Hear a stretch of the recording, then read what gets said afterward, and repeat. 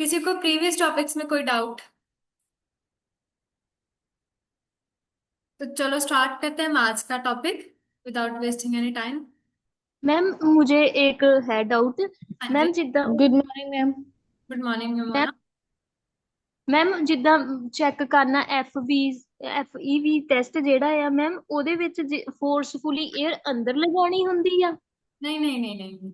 आपने फोर्सफुली बाहर निकालनी है, एक्सेलेशन वाली एयर चेक करते हैं जब हम एक्सेल करेंगे, नॉट इनहेलेशन। ठीक है, बस बैठे ओके। बैठे एक्सेल कर दो। और जो टोटल एयर आएगी उसको बोलते हैं FBC। और जो पहले सेकंड में एयर आती है उसको बोलते हैं FEC1। ओके मैम बस यही था मैम, थैंक यू दोनों मैम। को डिवाइड करेंगे, मल्टीप्लाई 100, जितनी परसेंटेज आएगी according to that we will check moderate है, सीवियर है, वेरी सीवियर है। तो वैसे ही पेशेंट का ट्रीटमेंट चलेगा। नेक्स्ट है हमारे पास कि huff coughing and breathing retraining. के सीओपीडी वाले पेशेंट्स के अंदर हम कौन सी ब्रीदिंग रीट्रेनिंग करवाते हैं? कल हमने पढ़ी थी, हफ कफिंग करवाते हैं, डायफ्रैग्मेटिक ब्रीदिंग करवाते हैं, ये सारी चीजें। द पेशेंट विद सीओपीडी, इनको शॉर्टनेस ऑफ ब्रेथ रहती है, इनका रेस्पिरेटरी रेट इंक्रीज हो जाता है। कुछ मेन टाइप्स हैं जिसके अंदर, जो कौन सी टाइप्स हैं? रीट्रेनिंग की, रीट्रेनिंग ऑफ ब्रीदिंग की। ठीक है, तो पहले आती है पर्सली ब्रीदिंग। पर्सली ब्रीदिंग कल हमने कर ली थी, जिसको हम बोलते हैं कि आपने चीक्स के अंदर अपनी एयर इन्फ्लेट करनी है, प्रेशर डालना है, और then with whistle kind of thing आपने उसको एक्सेल करना है। मतलब सामने कैंडल होनी चाहिए, try to blow that candle, but वो ब्लो होनी भी नहीं चाहिए। नेक्स्ट आती है डायफ्रैग्मेटिक ब्रीदिंग। ऐसे करते हैं डायफ्रैग्मेटिक ब्रीदिंग, आपने पेट से सांस लेनी है, आपकी चेस्ट राइज एंड फॉल नहीं, पेट राइज एंड फॉल होना चाहिए। पर्पस क्या है पर्सली ब्रीदिंग का? कि जितना आप लंबा एक्सेलेशन करोगे ना, तो जितनी स्टक्ड एयर होती है एल्वेलाई के अंदर वो सारी बाहर आ सकती है। डायाफ्रागमेटिक ब्रीथिंग में क्या होता है कि डायाफ्राम पे फोकस किया जाता है इंस्टेड ऑफ एक्सेसरी मसल्स की जगह। हम जो डायाफ्राम होता है हमारा डायाफ्राम, उसके ऊपर हम फोकस करते हैं। तो डायफ्रैग्मेटिक ब्रीथिंग में क्या है कि मैक्सिमम इनहेलेशन हम अचीव करते हैं, रेस्पिरेटरी रेट लो हो जाता है। जिन पेशेंट्स को सीओपीडी होता है या और कोई कंडीशंस है जैसे कि सिस्टिक फाइब्रोसिस, ब्रोंकिएक्टिस, उनकी सिक्रीशंस अंदर ही रह जाती है। तो बहुत जरूरी है कि वो सिक्रीशंस टाइम टू टाइम बाहर आए। ठीक है, वो बाहर कैसे लेके आनी है? सबसे पहले आपने उनको लूज करना with nebulisation, physiotherapy etcetera. Good morning.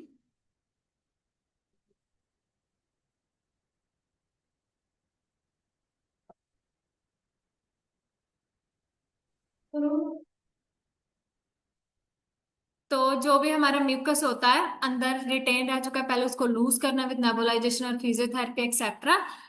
And then आपने विद कफिंग उसको एक्सपेल आउट करना है। बारिश में आयो स्कूटी पे?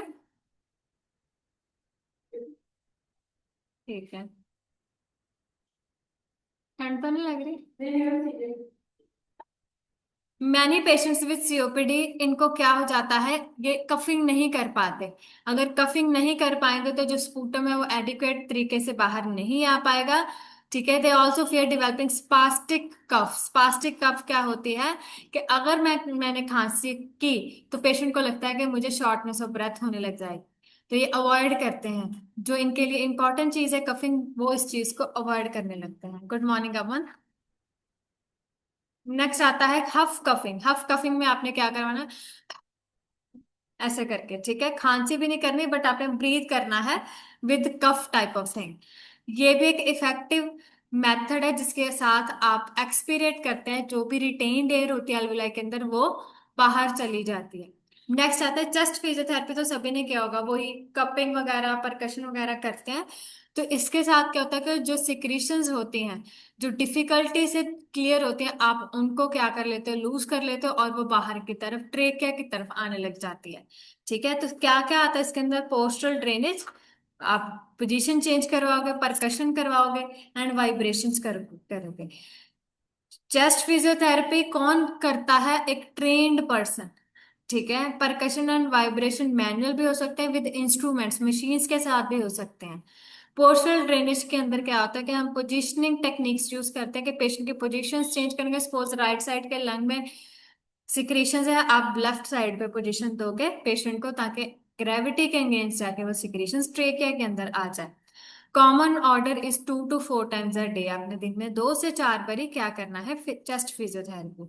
अगर काफी एक्यूट सिचुएशंस हैं तो आपने एवरी 4 आवरली पेशेंट को चेस्ट फिजियोथेरेपी देनी है। Schedule the procedure to be completed at least 1 hour. ऐसे रखो कि हर खाने के बाद, हर मील के बाद, एक एक घंटे पहले होनी चाहिए और हर मील के 3 घंटे बाद।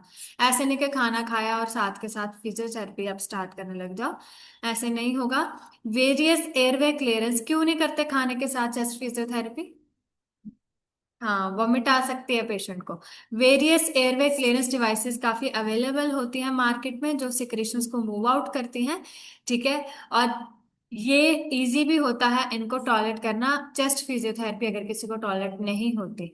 और इनमें इन इंस्ट्रूमेंट्स के साथ टाइम भी कम लगता है सिक्रेशंस को बाहर निकाल। नेक्स्ट आता है सीओपीडी वाले पेशेंट को क्या खाने को देना चाहिए। ये बड़ी इंपॉर्टेंट चीज है, बिकॉज जो सीओपीडी और अस्थमा वाले पेशेंट है ये बड़े दुबले होते हैं।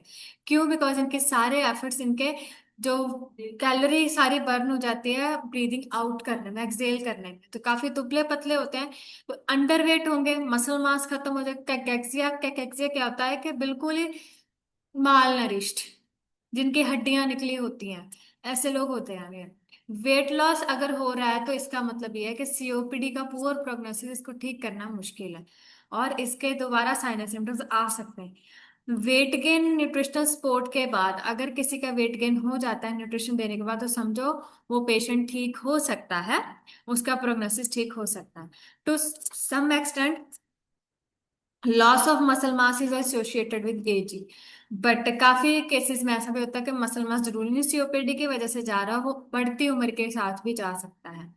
अभी सर्जरी करनी है तो सर्जरी में क्या करते हैं कि आपने क्या करना, सपोज किसी के राइट लंग में प्रॉब्लम है, हाइपर इन्फ्लेशन और ब्रोंकाइटिस है, तो आप राइट लंग निकाल दोगे। एटलीस्ट लेफ्ट लंग तो चल ही रहा है, ठीक है। या किसी पर्टिकुलर लोब में 5 लोब्स होती हैं हमारे लंग में, एक लोब में प्रॉब्लम तो वो लोब निकाल दोगे आप। ठीक है। जहां आप and at the end lung transplant कर सकते हो। तो 3 डिफरेंट सर्जिकल प्रोसीजर यूज किए जाते हैं। पहली सर्जरी है कि आपने वॉल्यूम कम करनी, that surgery is called as lung volume reduction surgery.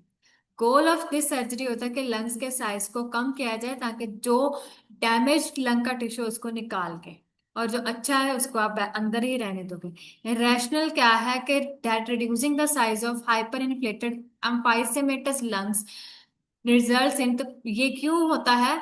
Because patient के लंग्स में क्या होता है कि सपोज एक पर्टिकुलर लोब में हाइपर इन्फ्लेशन हो चुकी है, वहां पे एल्वेलाई काम ही नहीं करे, बस डेड एयर है। तो इससे अच्छा है कि वो आप निकाल ही तो, ताकि पेशेंट के बाकी के लंग्स तो अच्छे से काम कर पाए। सेकेंड सर्जरी क्या होता है? बुलेक्टमी, बुल्ले रिमूव कर देना। तो बुल्ले क्या करते हैं, आगे जाके रप्चर हो जाता है, तब पेशेंट को जाते निमोथोरिक्स हो सकता है, या सीओपीडी सीवियर हो सकते हैं, तो आप बुल्ले निकाल दोगे। और वो वाले बुलेस निकाले जाते हैं जिनका साइज 1 सेंटीमीटर से ज्यादा बड़ा होता है। ठीक है। थर्ड सर्जरी होती है कि लंग ट्रांसप्लांटेशन। कुछ भी ना, मेडिकेशंस काम ना आई, माइनर सर्जरीज काम ना आई, तो एट द एंड हमें क्या करना पड़ेगा? Lung transplant. ये कुछ इंपॉर्टेंट पॉइंट्स है कि incidence of COPD would decrease dramatically अगर पर्सन जिस दिन स्मोकिंग छोड़ दे, जहां वो स्मोकिंग ना करता हो, उसका सीओपीडी ठीक करना इजी है। ठीक है। अवॉइडिंग और controlling exposure to occupational environmental pollutants and irritants is another. अगर सपोज कोई पेशेंट किसी फैक्ट्री में जाता था और उस फैक्ट्री में एस्बेस्टोस था, तो पहले उसको सीओपीडी हो गया, अभी उसने जाना बंद कर दिया फैक्ट्री में, तब भी उसका प्रोग्नोसिस ठीक हो सकता है, बिकॉज उसने एक्सपोजर बंद कर दिया इरिटेंट के साथ। अर्ली डायग्नोसिस और ट्रीटमेंट भी इंपॉर्टेंट होते हैं सीओपीडी में, ताकि बीमारी ना ज्यादा बढ़े और उसको हम टाइमली ठीक कर सकें। तो क्या चीजें होती है कि जो पेशेंट सीओपीडी वाले होते हैं उनको सिक नहीं होने देना। तो good hand washing techniques use करनी है, जो मेडिकेशन दी हैं उनको टाइमली लेना है, एक्सरसाइज करनी है रेगुलरली, एंड हेल्थी वेट, ना ओवर वेट होना है ना अंडर वेट होना है, हेल्थी वेट मेंटेन करना है। इन्फ्लुएंजा की ईयरली वैक्सीनेशन लेनी है, निमोकोकल निमोनिया की हर 5 साल बाद वैक्सीनेशन लेनी है। जिन फैमिलीज के अंदर सीओपीडी है, ठीक है, तो जिस पर्सन को फैमिली हिस्ट्री है सीओपीडी के, उस पेशेंट में एटीटी डेफिशिएंसी अगर हुई, जहाँ फैमिली हिस्ट्री जहाँ एएटी डेफिशिएंसी हुई, तो उनको आपने जेनेटिक काउंसलिंग करनी है, आपने उनके जीन्स चेक करना है। पल्मोनरी रिहैबिलिटेशन में क्या होता है कि पेशेंट को, जिन पेशेंट्स को सीओपीडी होता है उनको बताया जाता है कि आपने with symptoms quality of life कैसे जीनी है। ठीक है। बीमारी हम ठीक नहीं कर सकते, बट उसको ये सिखा सकते कि इस बीमारी के साथ आपने अच्छी जिंदगी कैसे गुजारनी है। तो that is called as pulmonary rehabilitation. Mandatory component of any pulmonary rehabilitation programme होता है कि पेशेंट को एक्सरसाइज करवाई जाए जो उसकी मसल्स पे फोकस करे। ठीक है। बट अपर लिम्ब एक्सरसाइज भी इंक्लूड करेंगे, स्मोकिंग बंद करवाएंगे, और कुछ रिहैबिलिटेशन प्रोग्राम्स अगर पेशेंट नहीं एक्सेप्ट कर पाता, क्योंकि वो जहाँ तो करंट स्मोक कर रहे होते हैं, जहाँ वो छोड़ना नहीं चाहते, तो कुछ पेशेंट्स ऐसे होते हैं जो इन प्रोग्राम्स को, पल्मोनरी रिहैबिलिटेशन प्रोग्राम में पार्टिसिपेट ही नहीं करते। Minimal length of an effective programme, ये जो पीआर प्रोग्राम होता है वो 6 हफ्ते तक का होता है कम से कम, और इसमें काफी इंश्योरेंस प्लान्स भी होते हैं, मतलब free medications, free hospital bills वगैरह। But the longer the program, अच्छा रिजल्ट तब आते हैं। ठीक है। रेगुलर फिजिकल एक्सरसाइज बड़ी इंपॉर्टेंट है सीओपीडी वाले पेशेंट्स के लिए। और आपने क्या करना है कि long term adherence. What is adherence? Stick रहना मैम किसी चीज के लिए। स्टिक रहना। और यहाँ पे एडहेरेंस किस चीज के साथ है? ट्रीटमेंट के साथ एडहेर। सपोज मैं पेशेंट को घर पे मेडिकेशन दे के भेज रही हूँ, 3 टाइम मेडिकेशन लेने, वो 1 टाइम ही लेता है, पेशेंट इज एडहेरिंग? नो। तो आपने ये सिखाना है कि एडहेरेंस अगर चाहिए तो पेशेंट को the exercise must be individualised and easy to perform. ऐसी एक्सरसाइज बताओ।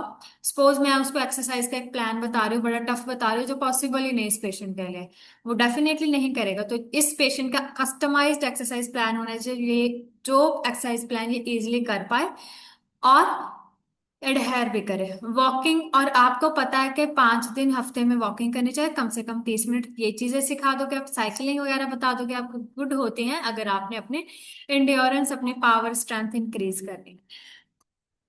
कुछ पेशेंट को बीटा एगोनिस्ट के साथ भी बेनिफिट मिलता है सीओपीडी वाले पेशेंट्स को। ठीक है। तो जिन पेशेंट्स को माइल्ड सीओपीडी होता है उनके अपने resting pulse and pulse rate after walking, ठीक है, ये सब चेक करने हैं। पल्स रेट आफ्टर वॉकिंग इनकी 75% टू 80% से नहीं इंक्रीज होनी चाहिए, जितनी पहले थी उसका 75% से नहीं इंक्रीज होना चाहिए। ठीक है। पेशेंट को बताना कि अगर आपको शॉर्टनेस ऑफ ब्रेथ हो रही है, ये आपके ड्यूरिंग एक्सरसाइज हो रही है, तो दैट इज नॉर्मल। ठीक है। बिकॉज हेल्दी लोगों में भी ऐसा ही होता है, जब एक्सरसाइज करते हैं तो शॉर्टनेस ऑफ ब्रेथ होने लगती है। But that activity is not being overdone if this increase shortness of breath returns to baseline within 5 minutes after cessation of programme. ठीक है। एक्सरसाइज आपने नहीं करनी तब ज्यादा जब आपकी शॉर्टनेस ऑफ ब्रेथ ठीक हो जा रही है 5 मिनट के अंदर अंदर। ठीक है। जैसे ही आप एक्सरसाइज बंद कर दो 5 मिनट के बाद आपकी, और अंदर अंदर आपकी एक्सरसाइज कम, सॉरी, आपकी शॉर्टनेस ऑफ ब्रेथ कम होती है, तो इसका ये मतलब नहीं आप एक्सरसाइज ओवरडन कर लो। ठीक है। जितनी बोली जाए उतनी करनी है। पेशेंट को आपने इंस्ट्रक्शंस देने हैं कि 5 मिनट तक का वेट करना है एक्सरसाइज खत्म करने के बाद। ठीक है। Before using the beta agonist. ठीक है। After completion of exercise before using the beta agonist. Clear है? एक्सरसाइज खत्म करोगे, बिकॉज एक्सरसाइज के बाद शॉर्टनेस ऑफ ब्रेथ होती है, पेशेंट को लगेगा मुझे सांस की दिक्कत हो रही है, साथ के साथ वो बीटा एगोनिस्ट लेगा, नहीं, उसको बोलना है कि थोड़ा 5 मिनट तक वेट करना है। Sexuality and sexual activity is important concern. तो आपने कैसे पता करना है? पहले तो patient would be not comfortable इस टॉपिक पे डिस्कस करने के लिए, तो आप ऐसी रजिस्टर नर्स होनी चाहिए जो इनके इस चीजों को आप एक्सप्लोर कर सको। Modifying but not abstaining। आपने कभी किसी को नहीं बोलना कि stop doing sexual activity. Good morning रसन। लग गया है। हाँ, ये वो करी है आपसे, उसी ऑर्डर में लिखना है। मैं उसको लाइट को निकाल के पानी पीना। नहीं। हाँ रसन, हमें लेक्चर स्टार्ट किए हुए काफी टाइम हो गया। आपको कोई टेंशन है लेक्चर की? क्या आपके टॉपिक मिस हो गए? हम दोनों का नहीं पी रही।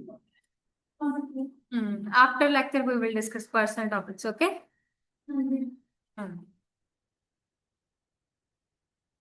तो सेक्सुअलिटी में क्या होता है कि आप कभी किसी को नहीं बोलोगे कि एब्सटिनेंस नहीं बोलोगे।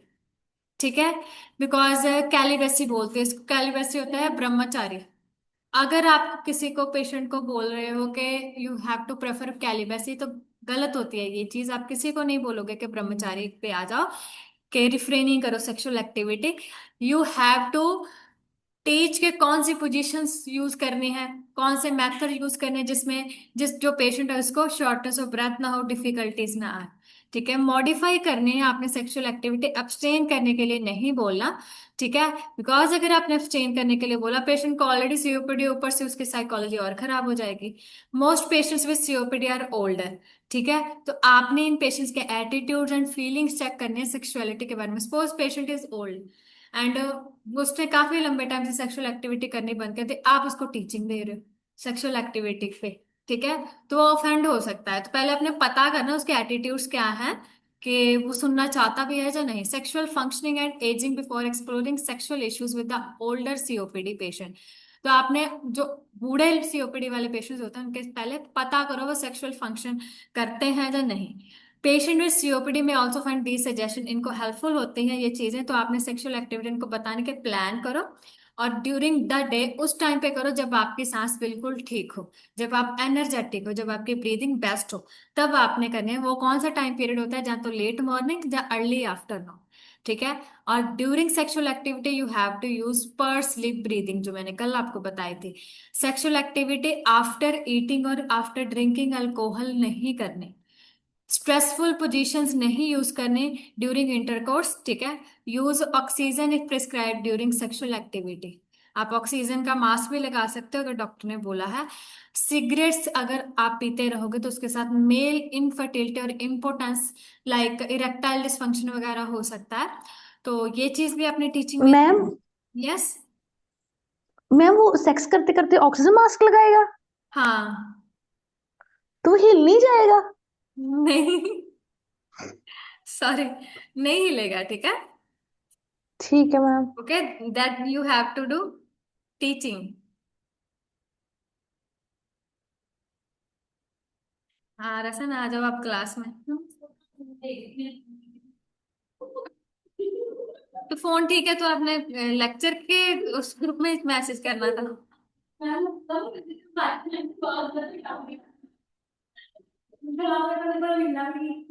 ओके, तो we are done with the topic of COPD. हाँ जी रसन, आप बताइए अपने पर्सनल जो भी बताना चाहते थे। वेंटिलेट कर दो because Swati want to know. हाँ जी, ऊंची बोलो, वो बच्चे ऑनलाइन भी सुन लें। आपने तो पूरा रट्टा चढ़ा दिया। एक मिनट, ऑनलाइन स्टूडेंट्स रसन हमें ये बात बता रही है कि इनके ना नेबर्स का एक लड़का था, वो 2-3 दिन से मिसिंग था। ठीक है, तो कल ये बड़ी टेंस थी कि पता नहीं कहाँ चला गया है। तो इसको आसपास वाले बच्चों ने, इसके फ्रेंड्स ने समझाया कि वो खुद जा सकता है। तो आज आके ये बता रहे वो खुद ही गया था, एक लेटर छोड़ के गया है। तो वो उसके लेटर के बारे में डिस्कस कर रही है। और लेटर के इसको एक एक वर्ड याद है। अगर मैं कुछ इसको टॉपिक के रिलेटेड पूछ लूँ वो नहीं याद रहेगा इसको। हाँ आगे। ये है बस एडिटिंग लब्बन की कोशिश ना करे, तो मैं लब्बन के लिए लड़न की कोशिश ना करेगा। ये शायद लब्बन क्या होना है, शायद से करा है कि बात आ गए, सब कुछ हो गया। मैंने फिर पानी शीट हो गया, फटाफट हो गया, फोन छोड़ गया, पैसे हो गए, सब छोड़ गया। कहते हैं कि घर वालों को प्रैक्टिस करते हैं किस चीज के लिए, कि पता नहीं दो पहले ना कि हम मतलब एक बेटी की डेथ हो गई, तेरे एक बेटा चला, फिर उनकी बहुत 22 साल बाद एक और बेटा हुआ। तो वो उसने आपस में काम करते हैं कि तो जो वो बड़ा बेटा था जो किया वो ही सारा काम करता था। तो जो इनके अंदर ये हुआ है कि जो पैसे कमाएंगे वो हम पापा वाला करेंगे। तो फिर पापा फिर जो भी बेटा अपने नाम पे देता इनको नहीं देता काम कर, फिर उनको घर से निकाल दिया ना उनकी वाइफ। तो सेविंग को बुला लिया, सेविंग बहुत ज्यादा अमाउंट की, तो पता लगा मुझे पता नहीं फिर बात। तो विषय करता था कि आपके नाम को मेरा कोई फर्ज नहीं, आप इतना वो करते हो, एक व्यक्ति को इतना कर रहे हो तो कर दिए। तो फिर वो तो बात लगा वो वाइफ को भी छोड़ दिया, उसको ले आया तो सारे वाइफ थोड़ा हो गया नहीं, उसको पहले से सब छोड़ ही गया, कार छोड़ गया किसी को ड्राइव कर दिया। हाँ, पहाड़ों पे निकल गया ना वो। मौसम अच्छा है ना। चलो, अभी हल्के हो ना आप, और कोई बात तो नहीं करनी, पढ़ ले अभी। चलो, अभी हम स्टार्ट करते हैं सीओपीडी टॉपिक। नहीं, 65 sorry, cystic fibrosis, sorry.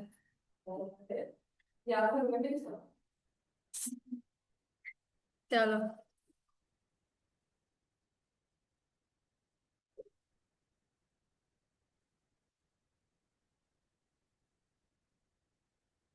Police वालों ने भी कुछ किया, तो उसके बहन की लड़ाई की तरह हो गया उनकी। इसमें क्या होता है कि दैट इज, रचना भी पढ़ लो ध्यान से, ठीक है। दैट इज, हाँ जी, मैंने तो क्वेश्चन दिए इसका। ठीक है। That is autosomal recessive disorder. Recessive मतलब कि अगर दोनों पेरेंट्स में ये जीन हुआ तब जाके उनके एक बच्चे को ये हो सकता है डोमिनेटिंग सिस्टिक फाइब्रोसिस, ठीक है। तो इसमें क्या होता है कि प्रॉब्लम इन जीन, कौन से जीन में प्रॉब्लम होती है? CF transmembrane regulator, CFTR gene में प्रॉब्लम होती है। ये CFTR जीआर किस में हेल्प करता है? रेगुलेट सोडियम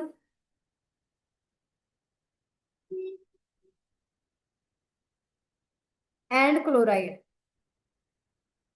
चैनल्स, इनको रेगुलेट करता है।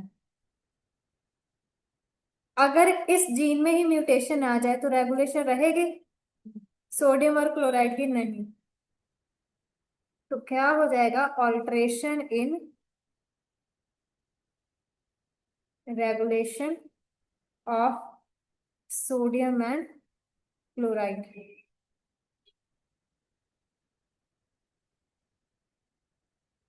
ऑल्टर्ड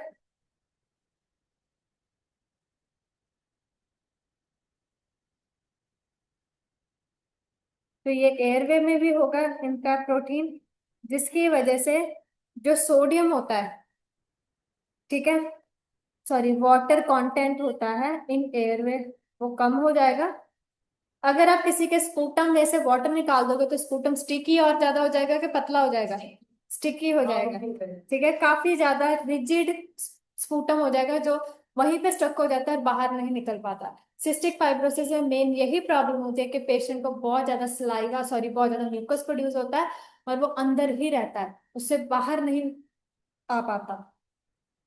तो म्यूकस क्या हो जाता है? ठीक।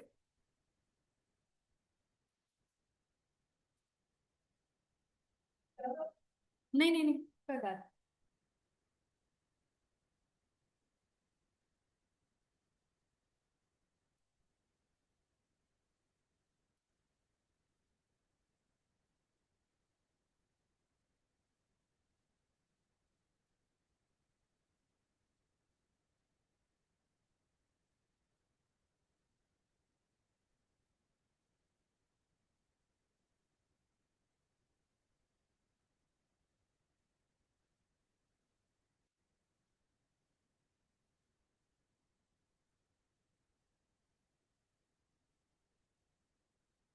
That is the movie. Cystic fibrosis होते हैं इन दोनों को। अगोड़ा में मिलेगा great home.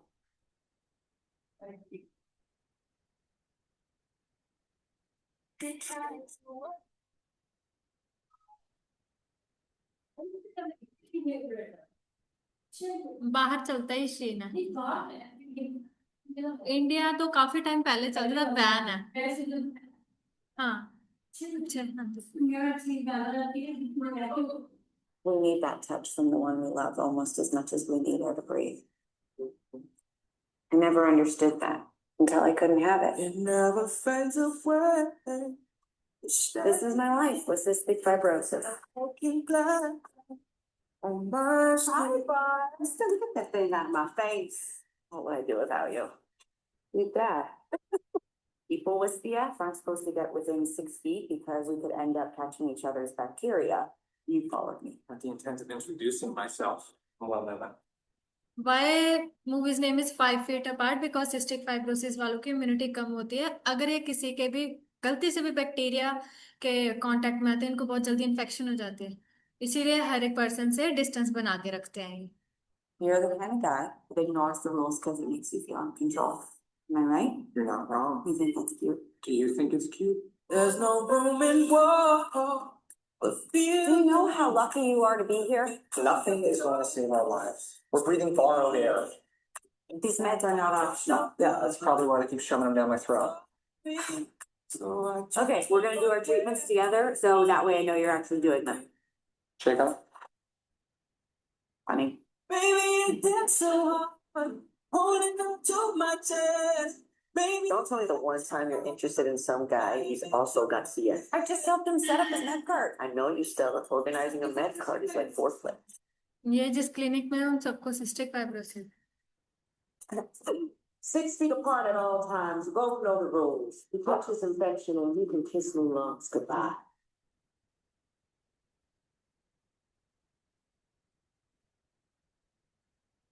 I don't want to hurt you. Last में क्या होता है कि ये गलती से इस लड़की के पास आ जाता है और उसको इन्फेक्शन हो जाती है बहुत बुरी वाली। This whole time I've been living for my treatments instead of doing my treatments so that I can live. And I want to live. After all the CF is stolen from me, I don't mind stealing something back. 304 millimeters. ये लड़की बच जाती, लड़का नहीं बचता, because जो लड़के को ट्रांसप्लांट लंग्स डोनेट हो जाता है ये अपने लंग्स उसको दे देता है। ये वाला। हाँ, मतलब अपने लंग्स नहीं, जो इसको देने थे हाँ वो बोल देते उसको दे दो। 12 inches, 1 foot.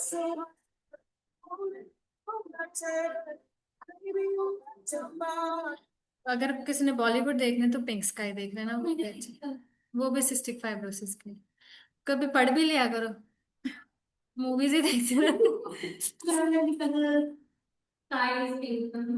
उनकी 2 बेट पहले में एक दूसरी बेटी की तरफ फिर वो पैसे रखते हैं मतलब किसी को मतलब उसमें दोनों ही पेरेंट्स को क्या होता है, जीन्स होते हैं, इसीलिए उनका हर एक बच्चे को सिस्टिक फाइब्रोसिस। पर मुझे 25% चांस हाँ, ये एक मल्टी ऑर्गन डिजीज है बिकॉज कभी बेबी में जाओ तो हाँ जी हाँ, CFTR regulate mucus in multiple organs.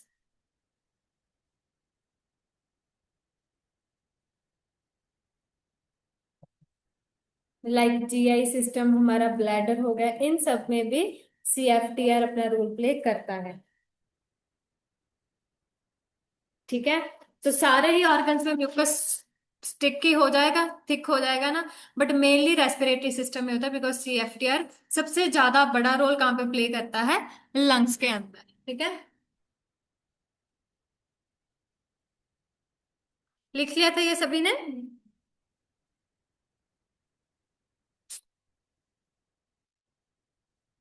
Next है NaCl, sodium chloride not go into mucus because अगर म्यूकस के अंदर NaCl चला जाएगा, सोडियम चला जाएगा, तो सोडियम को हमेशा क्या फॉलो करता है, पानी।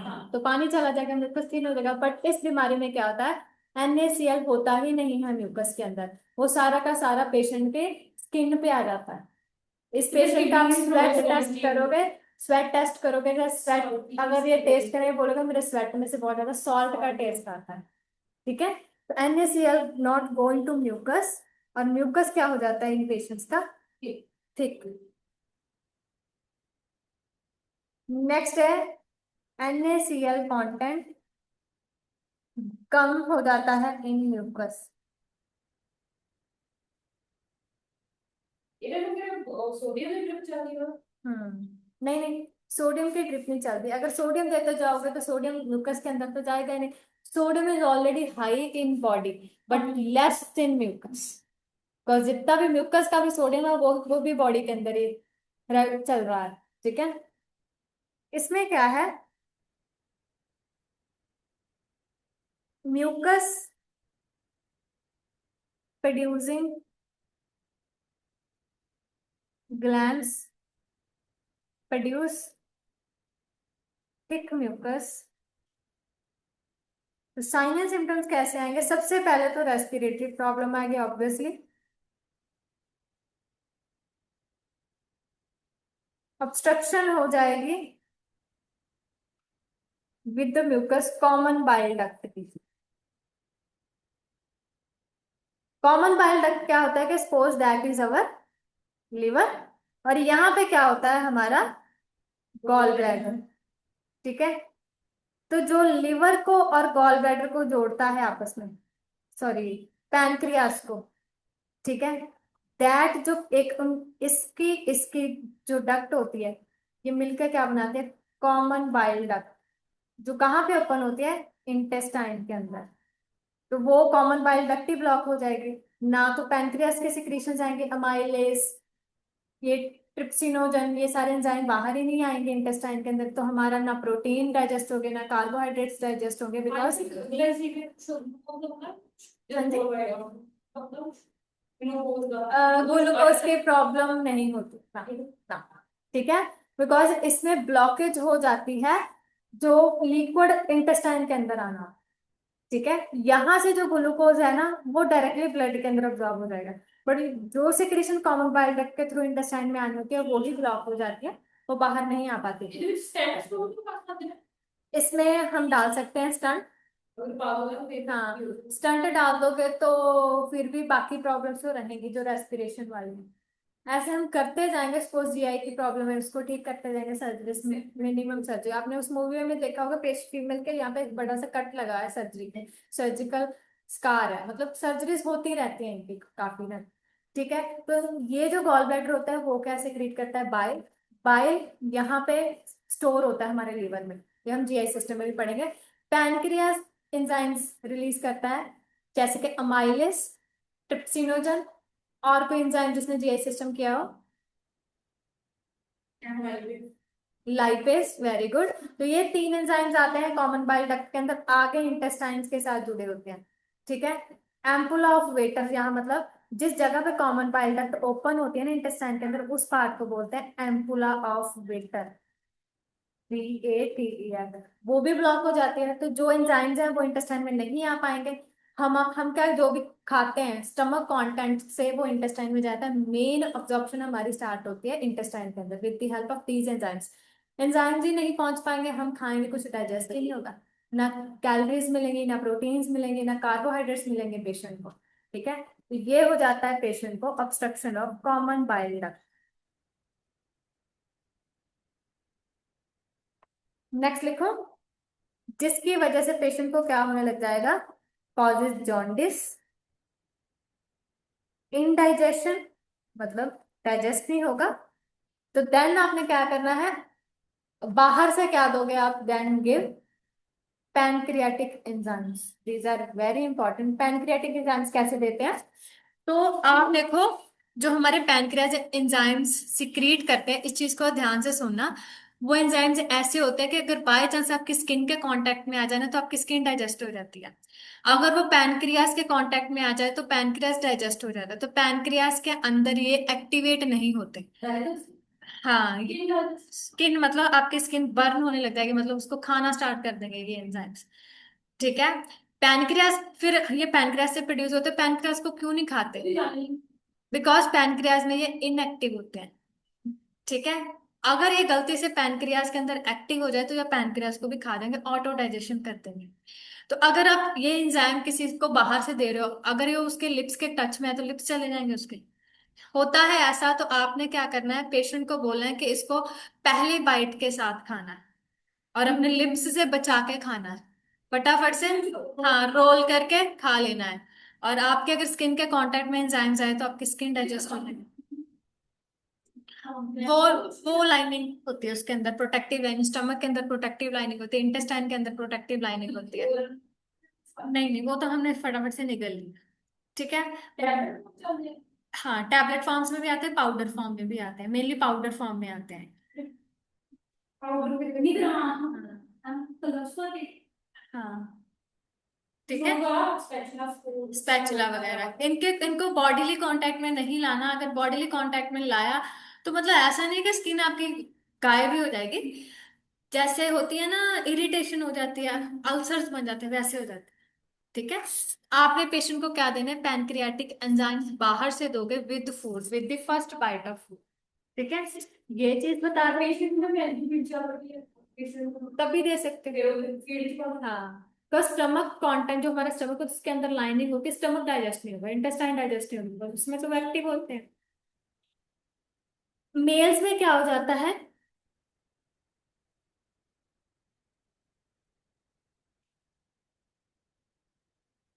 कॉन्ट्राइंडिकेट है नहीं हाँ जी,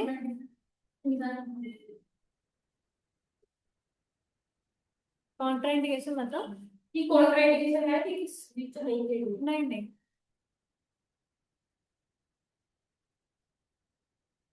ना पैसे एक साथ ठंडा करता है दूसरा ठंडा ही जाता मेरा ऐसे घर से लाए ये मतलब ये वाला ये ऐसी मतलब इनसे अपना हमारे सामने कंप्लेंट लगता है वो भी आप घर से लाना कर। कल के बाद देन इनफर्टिलिटी हो जाती है पेशेंट, ठीक है। नेक्स्ट है इन फीमेल्स क्या होता है, सर्विक्स सिक्रीशन थिक हो जाते हैं, जिसकी वजह से स्पर्म कांट पेनेट्रेट।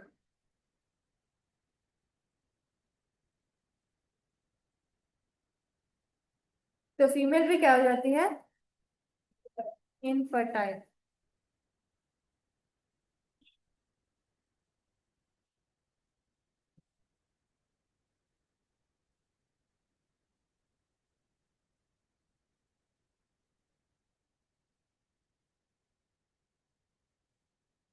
तो जो हमारी स्वेट ग्लैंड्स होती है उसके अंदर जो सोडियम क्लोराइड है उसको भी रेगुलेट कौन करता है, सीएफटीआर। तो सीएफटीआर में क्या होता है कि सीएफटीआर जीन में म्यूटेशंस आ जाते हैं, जिसकी वजह से ये जो सीएफटीआर प्रोटीन होता है वो हो जाता है defective.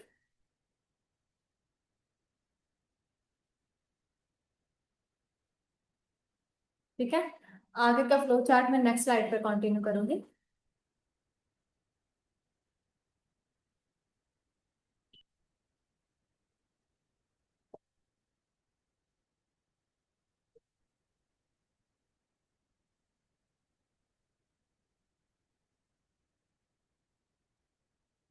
Done.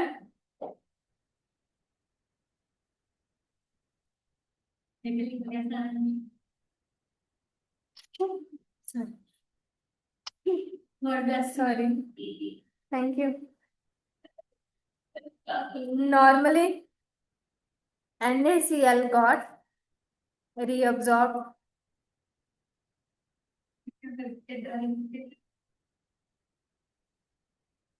into blood।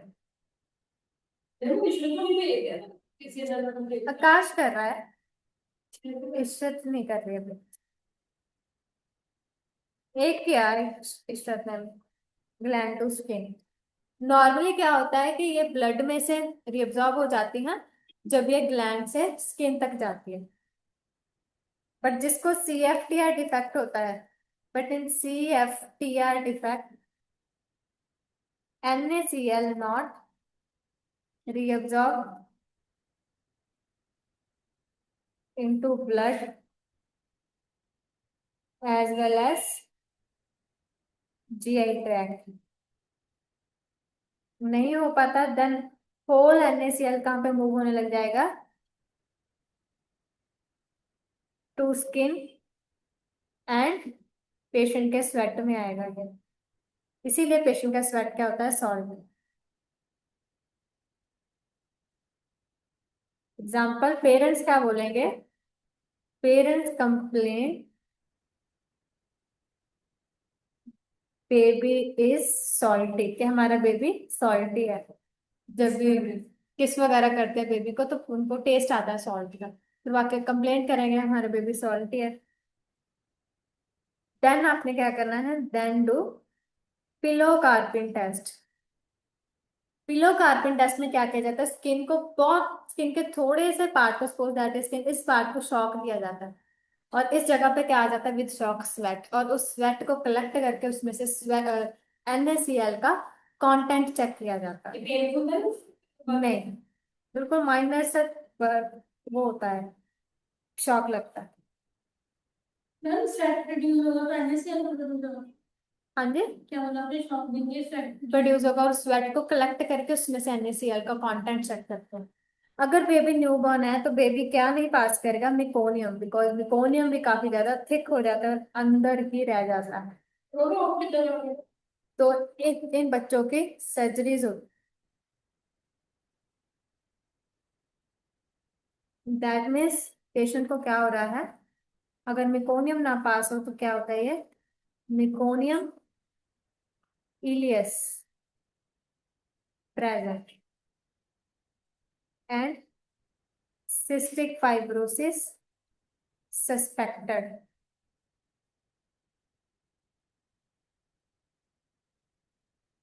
What is the treatment, आपने पेशेंट को इनहेल्ड एंटीबायोटिक्स देने हैं।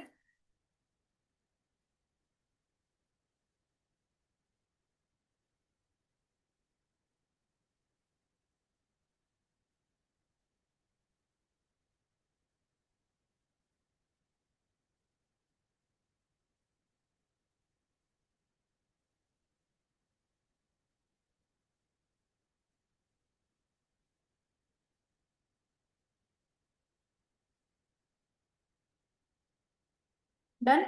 तो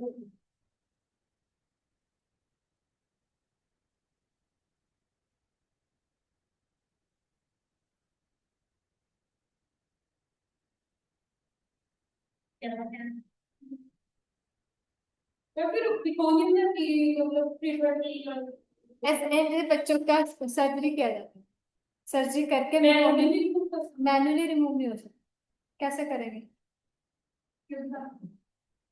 नहीं होती।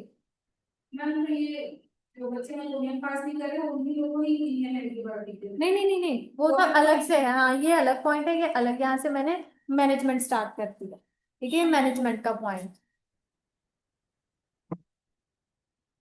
लिख लिया।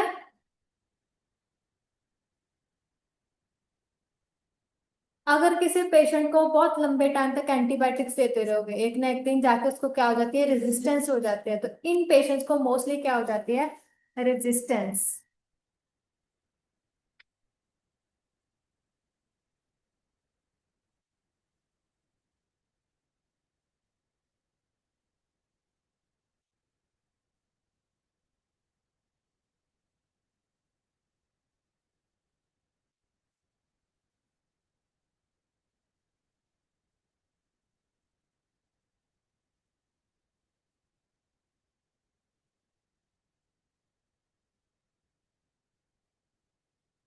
पेशेंट का जो पैनक्रियाटिक एक्सोक्राइन फंक्शन, एक्सोक्राइन होता है एंजाइम्स को रिलीज करने का फंक्शन, वो कंप्लीटली लॉस्ट हो जाता है। देन लाइफ टाइम क्या करते हैं इन पेशेंट्स को, पैनक्रियाटिक एंजाइम्स रिप्लेसमेंट थेरेपी पे रखते हैं।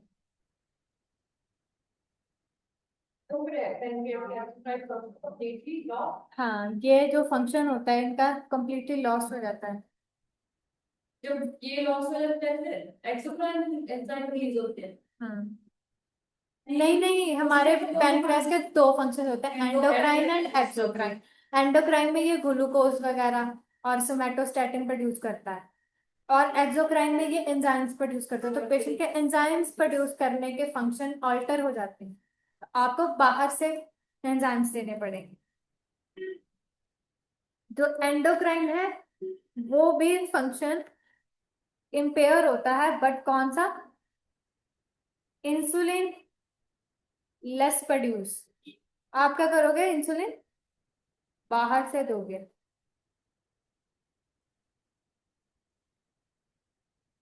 अगर पेशेंट को एंजाइम्स नहीं प्रोड्यूस होंगे,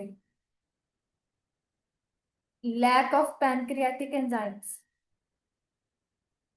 क्या हुआ, नहीं मैं वो देखूं क्या होता है। वो मिक्स हो गया बेस के साथ।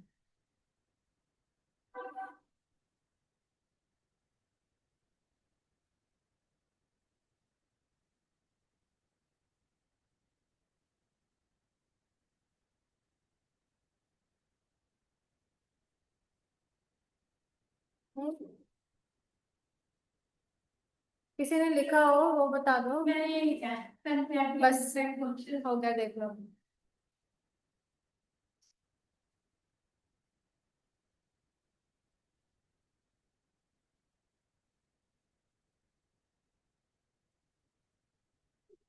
पायल और प्रसन्न, क्या क्या प्रॉब्लम आप बताओ ना। मैं समझ नहीं आ रहा मैं तो अपने नेचुरल गैस प्रोड्यूस कर इसमें ले लिया pancreatic and not even impaired मतलब अच्छा ये नीचे आ गया।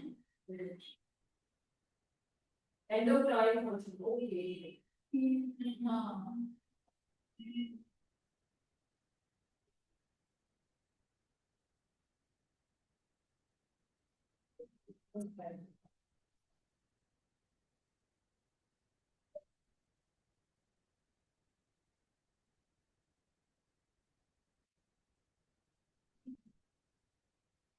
हाँ जी। एक्सोक्राइन में तो पता ही है कि वो तो लॉस हो गई कंप्लीट। एंडोक्राइन भी ऑल्टर हो सकता है, हाँ नहीं भी हो सकता है, ठीक है। अगर हो रहा है तो हमें इंसुलिन बाहर से देना पड़ेगा।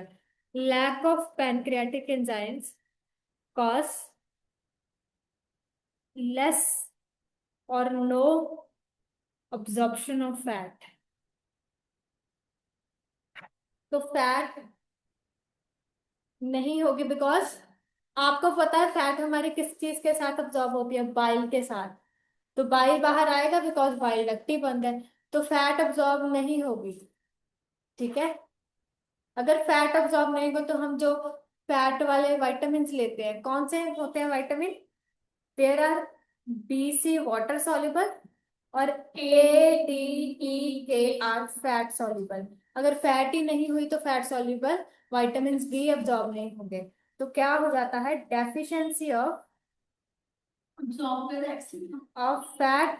हाँ जी यार, नो नो लसन नो फैट अब्जॉर्ब नॉट, सही हो गया। Deficiency of fat soluble vitamin. अगर आप सुनते हो ना साथ साथ में लिखवा कर रहे तो थोड़ा पता चल जाए। तो पेशेंट को फैट की डेफिशिएंसी होने की वजह से फैट सॉल्युबल विटामिन की डेफिशिएंसी हो जाती है। प्लस पेशेंट को और क्या होता है? Steatorrhoea stool. What are that? ये कलर देते हैं जो क्या रहते हैं? कलर देते हैं नहीं, जो बल्कि स्टूल हो जाता है बिकॉज जो भी फैट वो खा रहा है वो एज इट बाहर निकलती जा रही है स्टूल्स के अंदर, और वो पेशेंट की बॉडी में नहीं एब्जॉर्ब हो रही, तो इसके स्टूल क्या हो गए? जिस ट्यूटोरियल स्टूल में क्या होता है कि ये फ्लश नहीं हो पाता, स्टूल पानी में ऐसे फ्लोट करते रहते हैं स्टूल्स, दैट इज टेटोरिया स्टूल। क्या हाँ जी, इसकी मैनेजमेंट आपने इसको फैट सॉल्युबल विटामिन बाहर से दे, विटामिन बाहर से दे रहे हैं, ठीक है। और एंजाइम्स दोगे, बाइल दोगे ताकि तो इसके मिट्टी बड़ी लगी आपके यहाँ पर हाँ? मैं कल आके झाड़ू लगा दूँ, टेंशन मत लो, पोछा भी लगा दूँ। आप लेके आए हो, इसमें मेरी क्या गलती? मिट्टी के गिलास में। ये हाँ यही पर ही आता सही बात है। अरे वो पैकेट में मौसम ही ऐसा है। या तो कोई मशीन हो आपके पास जो रात सारे मिले चल रहे नहीं है। आप बोल के लंदन रह रहे हो कि आपको मशीन में प्रोवाइड कर। इमेंसिएटेड, इमेंसिएटेड अपीयरेंस, काफी सूखा सा पर्सन, दुबला पतला पर्सन, ऐसी अपीयरेंस हो जाती है। एक्सट्रीमिटीज इसकी दुबली पतली हो जाती है, बट जो प्रोट्रूडेड क्या हो जाता है इसका? अब्डोमेन। मतलब आपने ऐसे बच्चे देखे होंगे ना जिसके हाथ पैर बड़े पतले बट पेट फूला हुआ। यस, हाथ पैर पतले हैं और धड़ बड़ा है।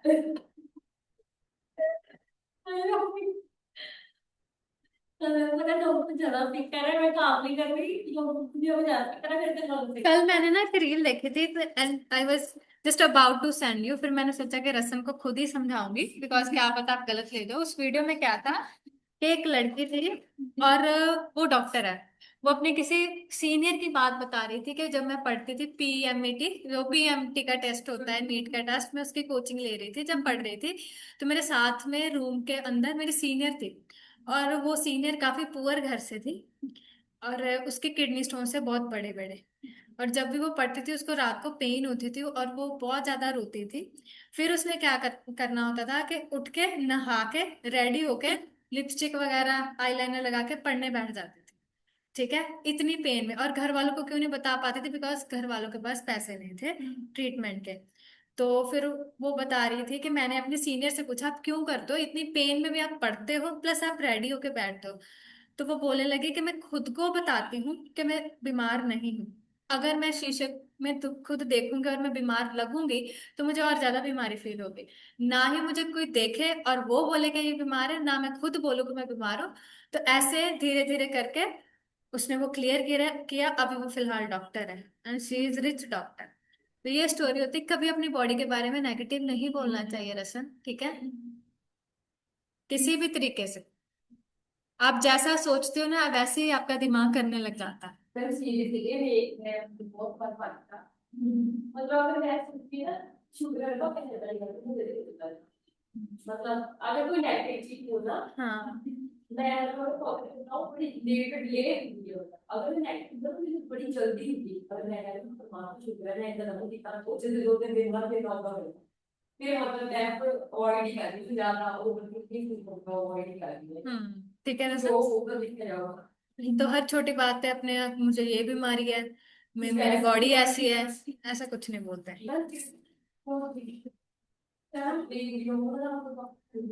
ਸਾਡੇ ਘਰ ਦੀ ਡਿਮਾਂਡ ਵਾਸਤੇ ਸੀਰੀਅਸਲੀ ਮੈਂ ਕੁੜੀਆਂ हाँ। ਕੁੜੀਆਂ ਬਹੁਤ ਸਾਰੀਆਂ ਦੀ ਮੁੰਡਾ ਹੈ ਸੇਫ ਕਿ ਸਾਡੇ ਘਰ ਦੀ ਬੋਡੀ ਬਣੇ ਹੋਗਾ ਚੱਲ ਕਿਸੇ ਦੀ ਗੱਲ ਨਹੀਂ है ठीक है कोई बीमारी नहीं है ठीक है।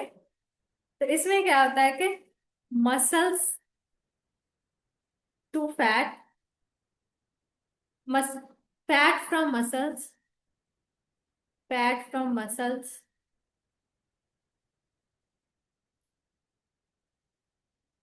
shifted into body। फैट उसको बाहर से मिलती नहीं है, और जो भी उसके मसल्स के साथ थोड़ी बहुत फैट जुड़ी होती है वो उसकी बॉडी यूज करने लग जाती है। धीरे धीरे काफी क्रॉनिक स्टेज में ये जाके इमरजेंसी बन जाती है। अभी हम पढ़ेंगे स्वेट क्लोरीन टेस्ट और क्लोराइड टेस्ट। ये लिख लिया सभी ने?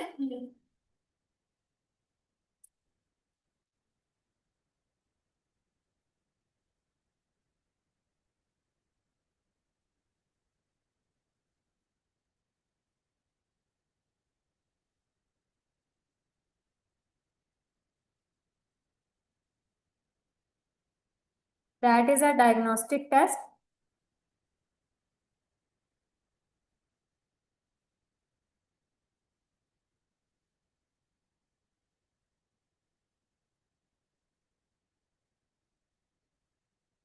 पिलोकार्पिन लगाते हैं स्किन पे। पिलोकार्पिन मतलब मेडिकेशन, ठीक है। देन आपने क्या करना है, pass current from skin with low voltage, ऐसे नहीं बड़ा सा झटका दे देना है, with low voltage for 5 minutes, जिसकी वजह से पेशेंट को क्या होगा, patient feel tingling sensation, sweat produce होगा। आपने करना है उस स्वेट को, कलेक्ट दैट स्वेट। तो मैं गिव मी नाउ तो मतलब हेल्दी है ना बाय बर्थ हो बाय बर्थ। ना न्यूज़ में सिर्फ की बेटियों को ये होता था है ना, जो भी स्टाइल ठीक है बेटियों को खानी उनकी जो पहली बेटी उनको उसको डेथ हो गई। नहीं, ये ऐसा नहीं होता कि एक्स लिंक्ड नहीं होता, वो मेल को भी सकता है।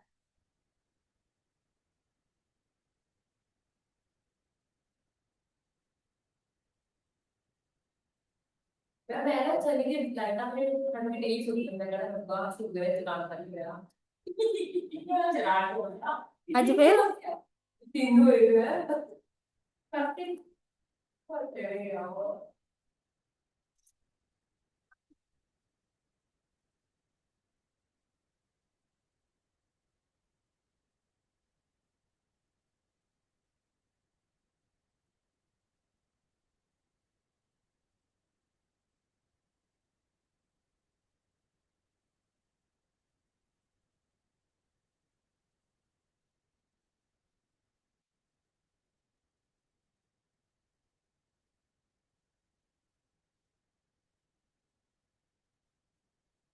40 ऐसा सही है ना 40 हाँ बिल्कुल राइट दिमाग खोल लो रसन, थोड़ा बहुत ना खोल के साथ ऐसा क्यों लिखूंगी मैं 40 का 55 है।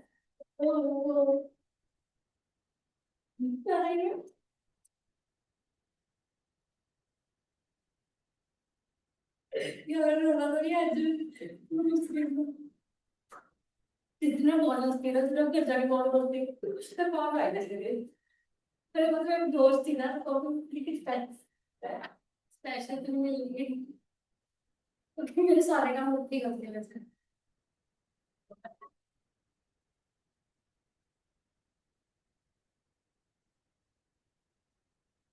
इंटरवेंशंस में क्या देते हैं आप? Give dornase alpha. Drug book maintain हो रही है आप सबकी ऑनलाइन स्टूडेंट्स? Yes ma'am. इसका नेबुलाइजर देते हैं।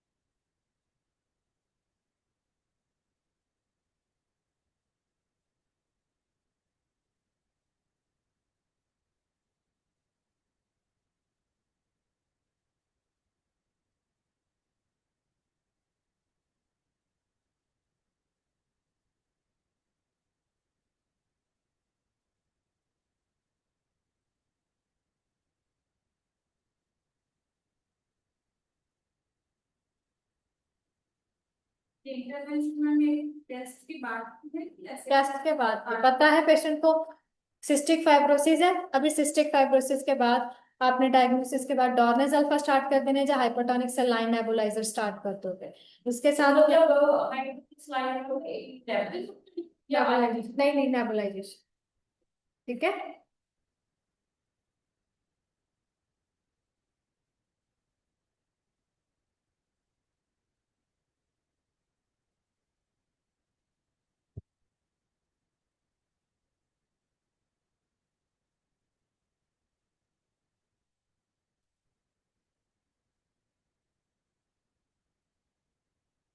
भारत में ना क्यों मैंने तो यूनिट रेट न्यूज में आया भारत में नहीं आते? में आते हैं नहीं हम लुटो जाते हो क्या याद है? लुटो लुटो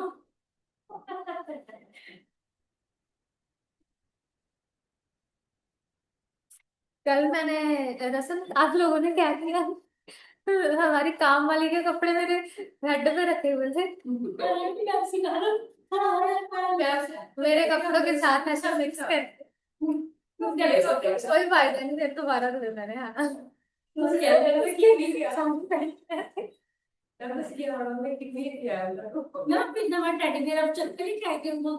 हर किरण मैम का है। अच्छा तुमने छोड़ की क्यों हाँ मुझे देख के गए। तो आप लेके जाओगे हाँ? लेके जाओगे यार टैक्सी लगी है फिर वो ये पढ़ लिया, हाँ जी लिख लिया सभी ने? यस आपको कैसे लगा कि वो मेरे कपड़े में सब थे? नहीं वो नहीं लगा हमने कहा कि जिसके भी नहीं लिया वो बेचारा कर दे मैंने वैसे रखने थे ना। वो दो मेड्स है तो एक एक उनकी बेटी की है, बेटी के घर की, वो उसको पता नहीं होता कि क्या हो रहा है इस घर में, वो तो आती है चले जाती बच्चे दो साइड में खड़े थी मैं क्या मतलब बच्चे भी जाते हैं है। हाँ जी वो चले गए, अभी तो वो घर पे है, जाना है उन्होंने अभी अमेरिका। है ना? नहीं नहीं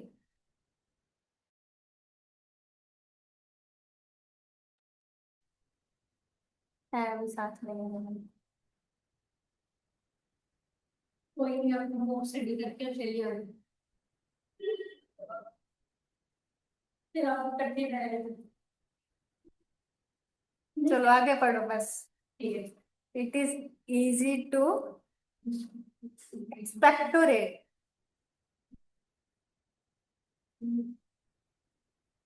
expectorate स्पूटम, तो स्पूटम बहुत जल्दी इजीली बाहर जाने लगता है हाइपरटोनिक सलाइन गिवन जिसके साथ Na content sodium content increase हो जाता है स्पूटम के अंदर। ये भी आप नेबुलाइजेशन के थ्रू दोगे। अगर सोडियम कंटेंट इंक्रीज हो गया तो जहाँ पे सोडियम जाता है हमेशा उसको क्या फॉलो करता है, वाटर। तो वाटर म्यूकस में क्या हो जाएगा, इंक्रीज, और स्पूटम इंक्रीज हो जाएगा। सिक्रीशंस क्या हो जाएंगे, लिक्विफाई, और that is initial stage treatment. Then आप एंटीबायोटिक कौन सा दे सकते हो, टॉब्रामाइसिन भी दे सकते हो। जिस एंटीबायोटिक के पीछे सिन लगा होता है उसके दो साइड इफेक्ट होते हैं, नेफ्रोटॉक्सिक एंड होटोटॉक्सिक।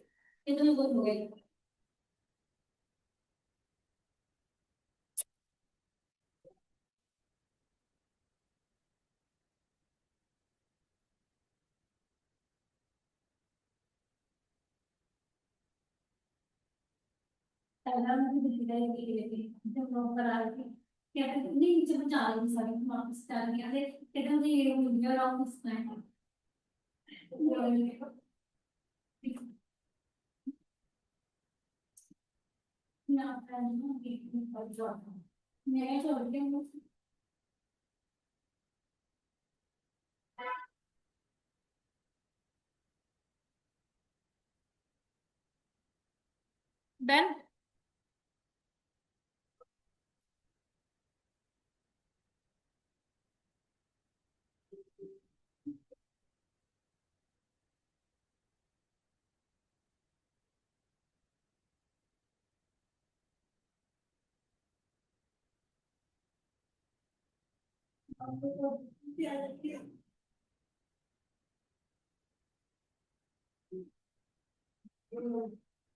देखिए, तो सिस्टिक फाइब्रोसिस में क्या होता है, that is autosomal recessive disorder, और ये मल्टी ऑर्गन डिसऑर्डर है, मतलब मल्टीपल ऑर्गन्स को ये इफेक्ट करता है।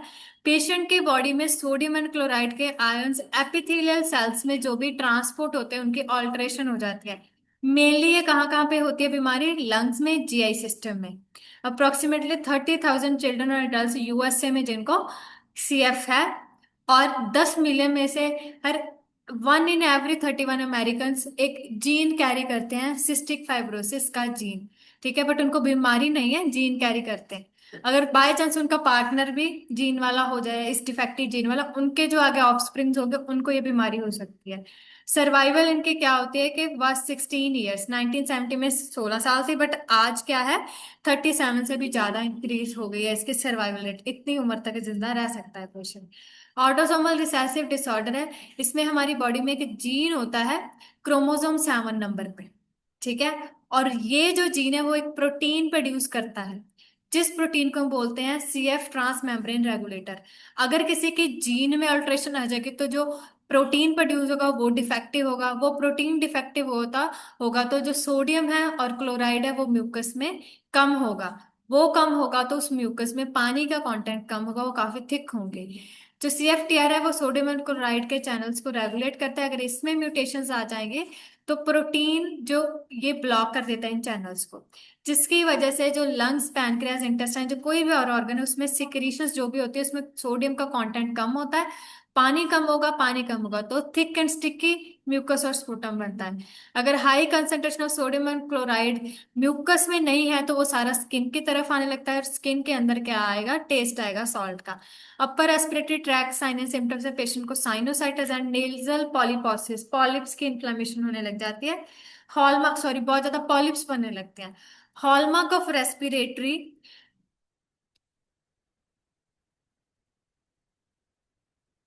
Involvement in CF, its effect on the airway.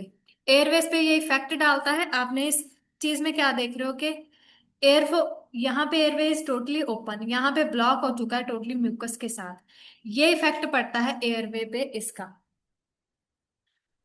पहले ये स्मॉल एयरवेज पे होती है, धीरे धीरे ये लार्जर एयरवेज पे भी आने लगती है। म्यूकस थोड़ा डिहाइड्रेटेड हो जाता है, टिनेशियस होता है, काफी ढीठ। ठीक है, जिसको बाहर निकालना बड़ा टफ होता है। तो ये सारा अंदर ही रहता है। सीलिया की मोटिलिटी कम हो जाती है। जो हमारी सिलरी बॉडीज होते हैं जो वेव लाइक प्रोजेक्शंस करती हैं, जो म्यूकस को बाहर निकालते हैं, वो कम काम करने लगते हैं।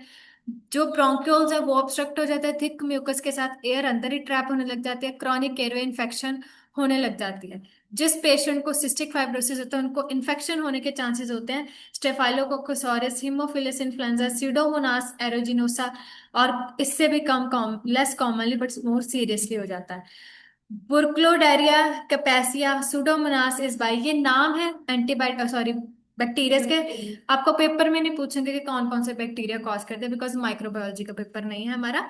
एंटीबायोटिक रेजिस्टेंस हो जाती है, इतने सारे बैक्टीरिया को मारने के चक्कर में हम high spectrum broad spectrum antibiotics देते तो एक ना एक दिन पेशेंट को रेजिस्टेंस हो जाती है।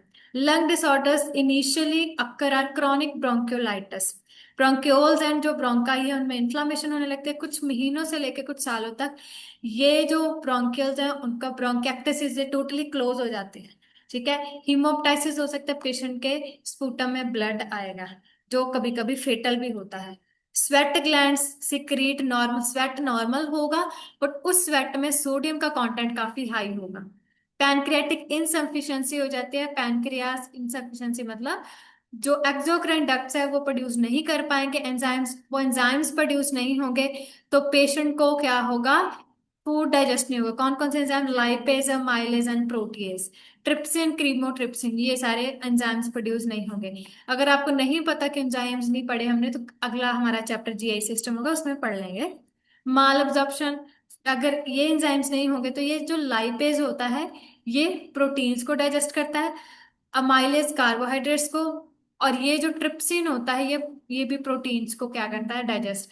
फैट को डाइजेस्ट बाइल करती है, तो ना फैट डाइजेस्ट होगी ना प्रोटीन, तो पेशेंट को फैट सॉल्युबल विटामिन्स की कमी हो जाएगी, पेशेंट का स्टूल स्टेटोरिया होगा, काफी हैवी स्टूल होगा और फ्लोट करता होगा वो पानी के अंदर। ठीक है, ये क्यों, बिकॉज पेशेंट के जो आइलेट ऑफ लैंगरहैंस सेल्स है पैनक्रियास के वो खराब हो जाते हैं, पेशेंट वेट गेन कर लेता है। जिनको सीआरडी एक यूनिक टाइप ऑफ डायबिटीज है, सिस्टिक फाइब्रोसिस रिलेटेड डायबिटीज, एक ऐसी डायबिटीज है जिसमें पेशेंट के बॉडी में ये था एक्सोक्राइन काम नहीं करेगा, अगर एंडोक्राइन काम करना बंद कर दिया पैनक्रियास ने तो इंसुलिन प्रोड्यूस नहीं होगा। ठीक है, इंसुलिन प्रोड्यूस नहीं होगा तो ग्लूकोज बॉडी में हाई हो जाएगा, ब्लड के अंदर ग्लूकोज हाई हो जाएगा तो डायबिटीज जैसी कंडीशंस आने लग जाएगी। ठीक है, एक तो क्यों, बिकॉज जो पैनक्रियास लोगों का जिनको सिस्टिक फाइब्रोसिस होता है वो इंसुलिन प्रोड्यूस करेगा बट वो इंसुलिन बहुत लेट ब्लड तक पहुंचेगा। ठीक है, बड़ी लेट ब्लड तक पहुंचेगा तब तक तो काफी ग्लूकोज हाई हो चुका होगा तो डायबिटीज जैसी कंडीशन हो जाती है।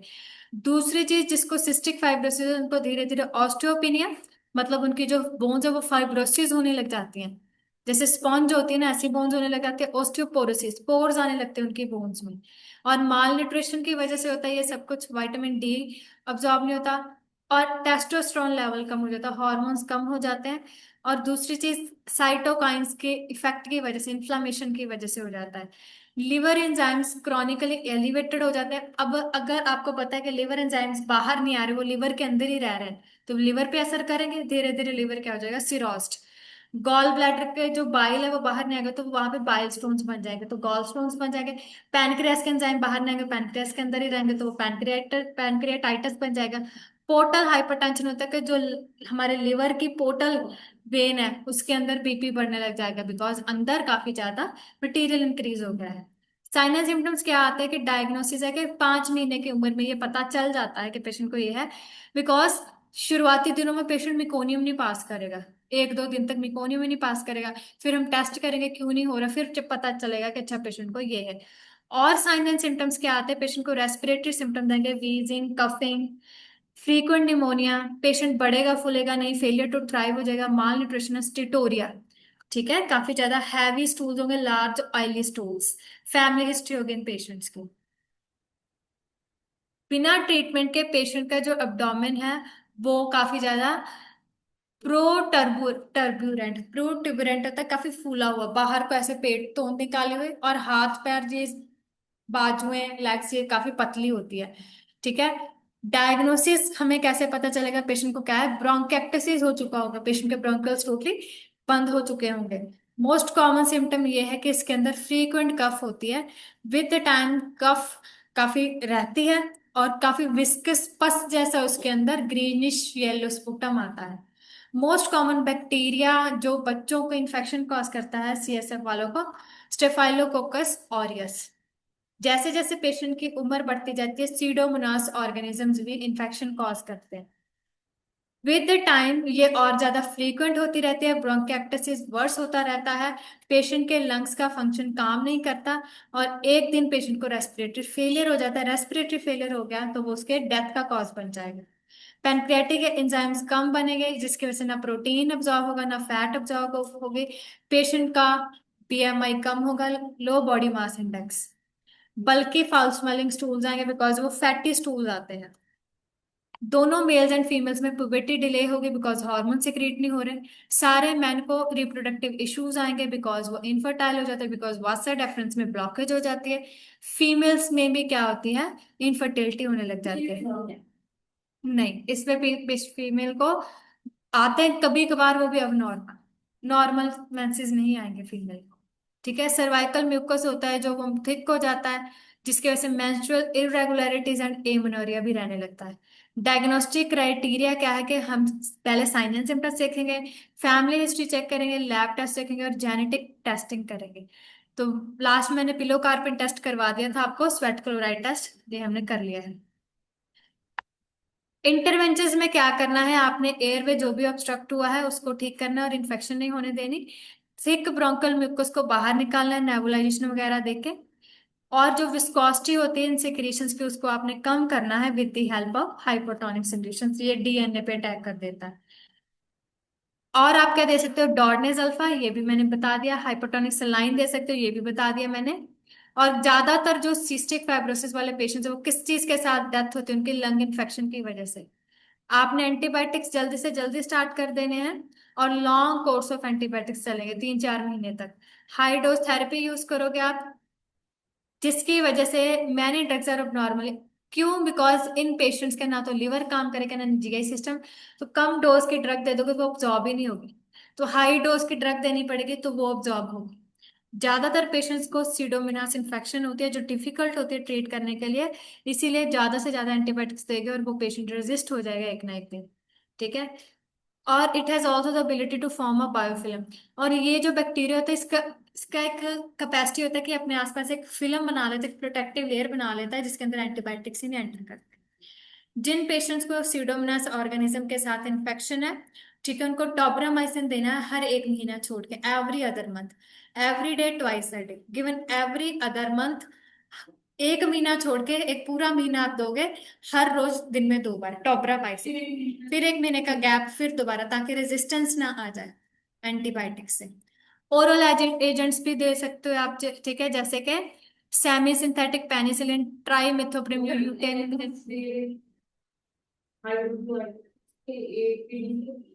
पर करता है। हाँ, मल्टीपल ऑर्गन से, एक तो बीमारी की वजह से, ऊपर से ड्रग्स के साइड इफेक्ट्स आ सकते हैं। पेनिसिलिन, ट्राइमिथोप्रिम, सल्फोमिथाक्सोल, ओरल क्यूनिलोन, स्पेशलिस्ट सिप्रोफ्लॉक्सासिन, ये सारे ड्रग्स देंगे। एरोबिक एक्सरसाइज करवाएंगे, लार्ज अमाउंट ऑफ फ्लूइड पिलाएंगे, न्यूट्रिशनल डिमांड पूरी करेंगे, डिहाइड्रेशन नहीं होने देंगे, सेक्सुअलिटी डिस्कस करनी है, मेंस्ट्रुएशन इसमें कॉमन इफ टॉपिक है जो प्रॉब्लम वाला होता है। सेकेंडरी सेक्सुअल कैरेक्टरिस्टिक्स जैसे कि ब्रेस्ट डेवलप नहीं होती, ओके, और जिसकी वजह से जो पेशेंट्स है वो अपने रिलेशनशिप नहीं बना पाते, पर्सनल और सेक्सुअल। मैरी कर लाइक शादी का रिस्क, डर रहता है कि शादी करे या ना, बिकॉज इनको इनफर्टिलिटी रहती है।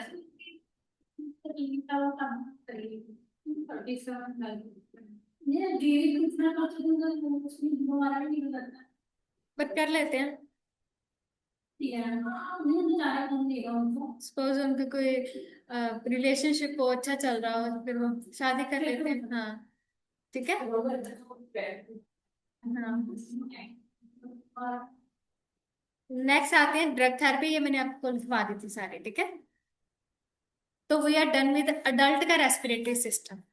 अभी हम स्टार्ट करेंगे पीडियाट्रिक्स। तो पहले कुछ इंपॉर्टेंट चीजें लिख लेते हैं।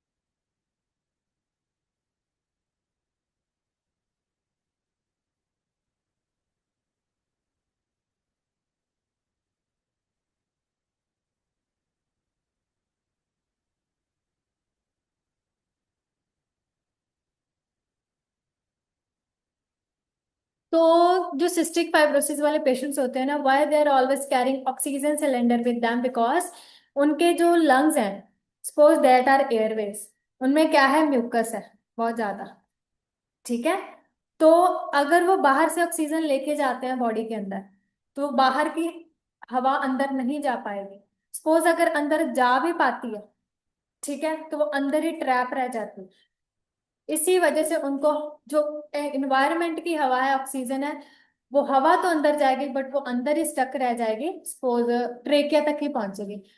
तो इसीलिए आपको ऑक्सीजन सिलेंडर हमेशा साथ में लगाना पड़ता है, ताकि वो ऑक्सीजन आपको हाई अमाउंट में देगी आप, ठीक है, ताकि आप ज्यादा से ज्यादा ऑक्सीजन दोगे, कुछ थोड़ी बहुत ऑक्सीजन तो उसके अंदर पहुंचेगी, ठीक है। तो ये पेशेंट्स के सर्वाइवल इसी चीज की वजह से होते हैं विद ऑक्सीजन सिलेंडर। अगर आप ऑक्सीजन सिलेंडर हटाते भी हो, हटाते हैं इन पेशेंट्स में पूरा पूरा दिन पूरी पूरी रात लगा के नहीं रखते, ऐसा करे तो ये डिपेंडेंट हो जाते हैं, खुद से कुछ कर ही नहीं पाएंगे। आपने काफी सॉन्ग्स भी देखे होंगे जिसमें ऑक्सीजन सिलेंडर उठा के रखते हैं, और एक सुशांत सिंह राजपूत की मूवी थी। तो ऐसे केसेस में आपको ऑक्सीजन सिलेंडर बाहर से रखने पड़ते हैं, बिकॉज इनकी खुद की ऑक्सीजन इनहेल करने की कैपेसिटी खत्म हो जाती है, आपको आर्टिफिशियली इनको इनहेल करवानी पड़ती है ऑक्सीजन। तो इंपॉर्टेंट पॉइंट्स है ऑक्सीजन एडमिनिस्ट्रेशन के कुछ। सबसे पहला है नेजल कैनुला।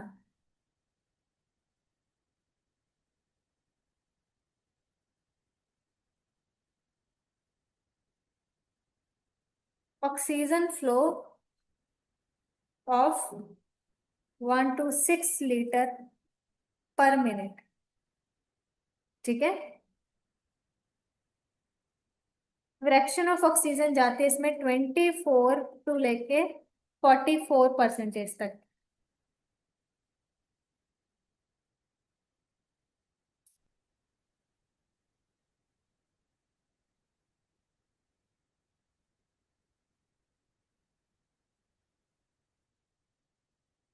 हम इन्वायरमेंट से कितनी ऑक्सीजन ले पाते हैं, सपोज एक आप 1 लीटर ले रहे हो ना पर मिनट, तो उसके अंदर 3% फ्रैक्शन ऑफ ऑक्सीजन होती है। उस 3% में से बाहर इन्वायरमेंट से आपको मिल रहा है 21%, और 1 लीटर आर्टिफिशियली दे रहे हो, तो टोटल कितनी जा रही है पेशेंट को, 24%, ठीक है। और सपोज अगर 2 लीटर ऑक्सीजन दे रहे हो पर मिनट, तो ये जो 21 है ये तो परमानेंट होती होती है, इन्वायरमेंट से आ रही होती है, तो 21 प्लस इतनी आती है ना, हाँ जी,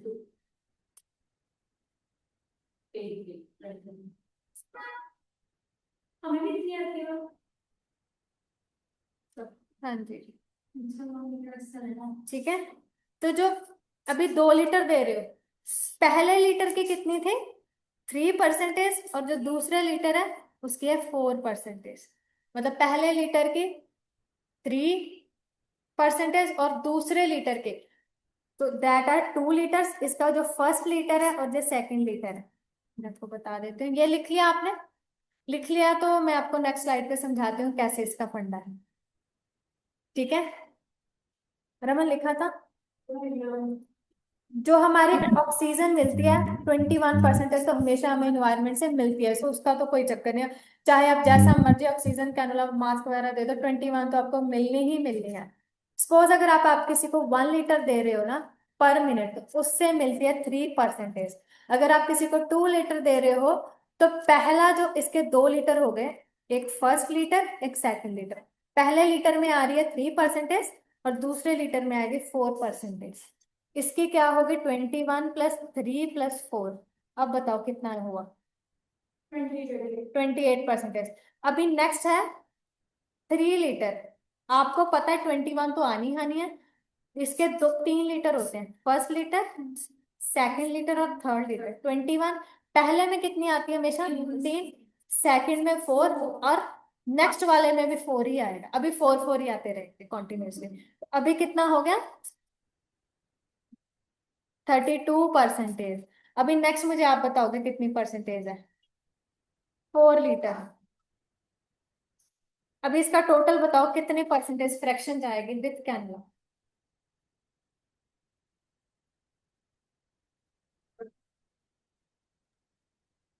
36.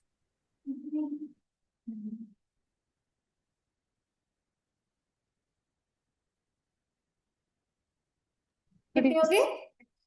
36। क्यों? बिकॉज इसके कितने लीटर है? First litre, second litre, third litre and fourth litre. 21 तो एनवायरमेंट का हो गया, इसका 3 हो गया, इसका 4 हो गया, इसका 4 हो गया, इसका 4। तो इस सबको प्लस करोगे, 3 + 4 + 4 + 21 इज इक्वल टू 36%। तो ऐसे हमें ऑक्सीजन मिलती है विद द नेजल कैनुला। पहले लीटर के साथ 3% मिलते, उसके बाद वाले जितने भी लीटर्स है उसके साथ 4% मिलती है। ये चीज याद रखना, पहले लीटर के साथ 4% नहीं मिलती, 3% ही मिलती। अभी क्वेश्चन इज दैट 6 लीटर, अभी 6 लीटर का बताओ।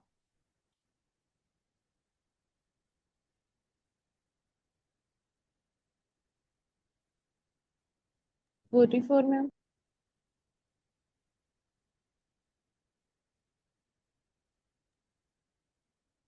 44%, ma'am. इसमें क्या होगा? 21%, 3, 4 + 4 + 4 + 4 + 4। ये क्या हुआ? हवा का। ये होगा फर्स्ट लीटर का, ये है सेकंड का, ये थर्ड है, ये फोर्थ है, ये फिफ्थ है, और ये सिक्स है।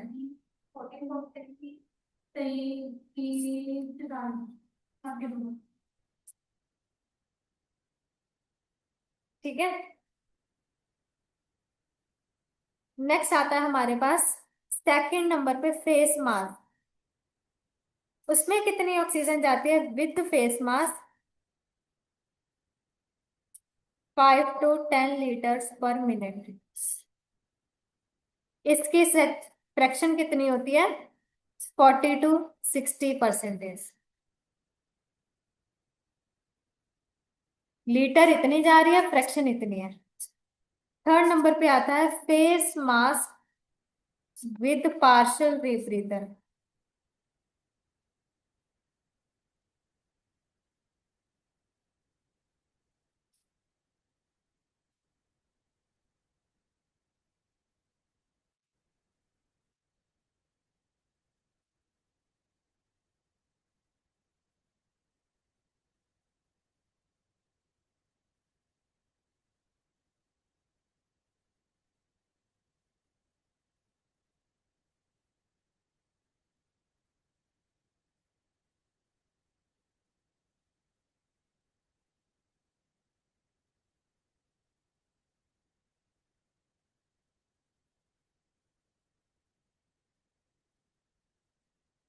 देखा कभी ये वाला मास्क जिसके आगे बैग लगा होता है? That is partial रीब्रीदर।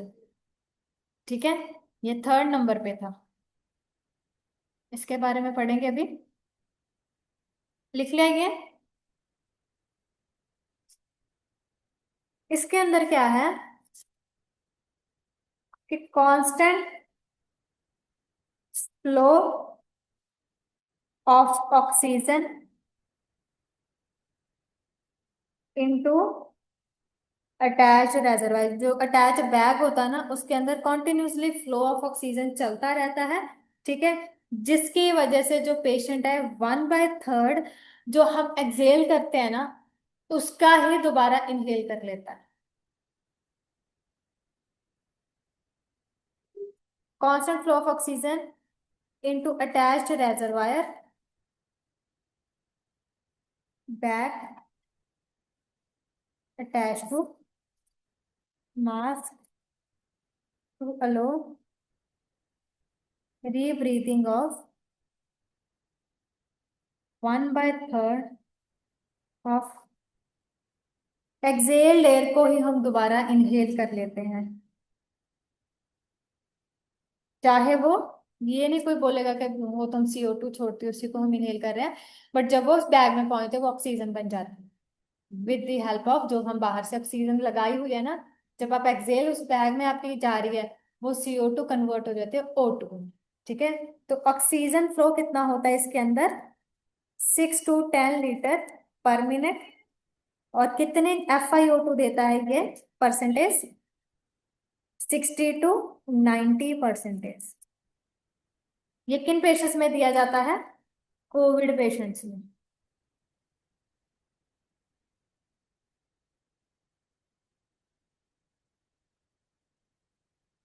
Fourth type आती है नॉन रीब्रीदर मास्क।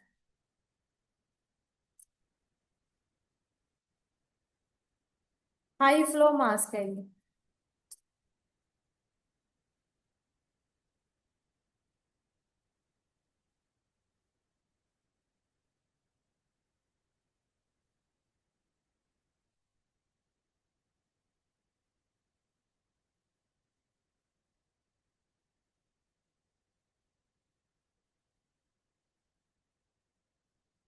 देख लिया था?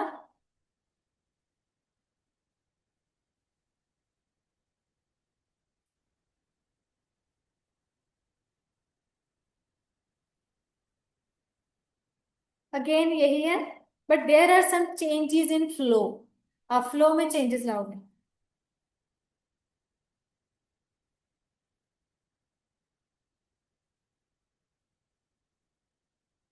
ये सिंपल फेस मास्क है और ये पार्शियल रीब्रीदर है, ये नॉन रीब्रीदर है।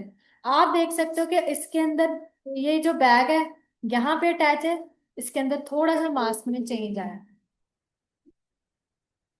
इसका मास्क और इसका मास्क कंपेयर करके देखो, चेंज दिख रहे हैं थोड़े थोड़े से। कोई को वाइट है बॉर्डर, हाँ जी। दोनों में ये लो,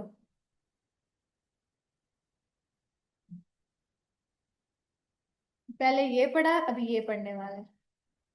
ये आपको छोटा सा होल दिख रहा है ना, जो इसमें नहीं है, यही डिफरेंस है।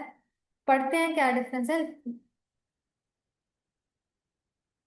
ये हाई फ्लो है, is used for clients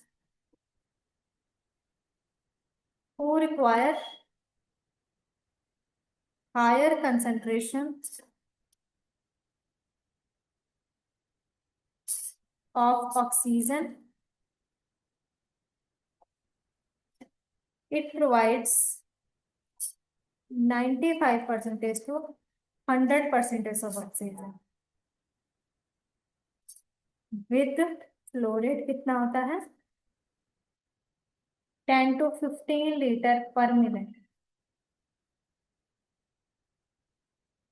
This much oxygen is toxic after 24 hours के बाद and start damaging lungs। Fifth होती है वेंचुरी मास्क। ये देते हैं grey, give precise amount of oxygen. जो बेस्ट मास्क है वो वेंचुरी होता है, बिल्कुल एक्यूरेट अमाउंट ऑफ ऑक्सीजन जिस पे आपने सेट किया है उतनी ही ऑक्सीजन जाती है, ना 1% ज्यादा ना 1 कम।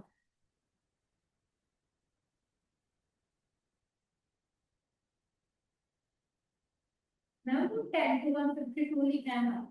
जी, 52 कहाँ पे है? 15 है भाई, लीटर है, लीटर है। 152 लीटर दे दोगे आप ऑक्सीजन किसी को? नहीं, मैंने नहीं था, लीटर है, फिर भी फोन कर दी मैंने। कोई ढंग की डाउट लेके आया करो। मतलब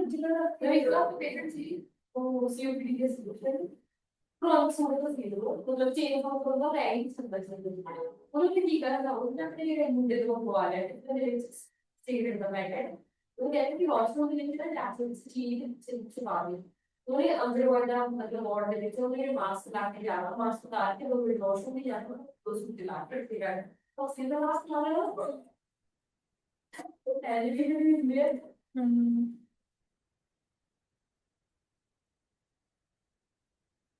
डन। अभी हम स्टार्ट करेंगे पीडियाट्रिक्स। अडल्ट डन हो गया, तो कितने टाइम की ब्रेक चाहिए? 2 10 नहीं, दे दो। आप तो 5 minutes, चलो 5 minutes। So I'm going to give you 2 minutes break. After that, we will start pediatrics. Okay, students?